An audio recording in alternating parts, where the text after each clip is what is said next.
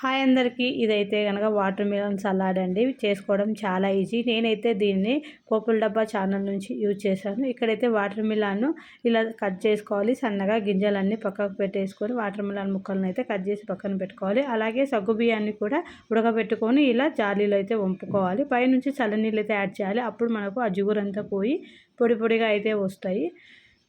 మీ దగ్గర ఏ సగ్గుబియ్యం ఉంటే అవి యూజ్ చేసుకోండి. లావువి అయినా సన్నవి అయినా కూడా. నేను ఇక్కడైతే లావుటైతే యూజ్ చేస్తున్నాను. ఇప్పుడు ఒక బౌల్ తీసుకొని కట్ చేసుకున్నటువంటి వాటర్ మిలన్ ముక్కలను అందులో వేసేసుకొని అలాగే సగ్గుబియ్యాన్ని కూడా యాడ్ చేసుకోవాలండి. ఇప్పుడు మనం సన్నగా కట్ చేసుకున్నటువంటి జీడిపప్పు పలుకులు ఆప్షనల్ అండి. గ్రేప్స్ వేసుకుంటే చాలా బాగుంటుంది. అలాగే చక్కెర 3 స్పూన్లు, చల్లగా ఉన్నటువంటి పాలండి.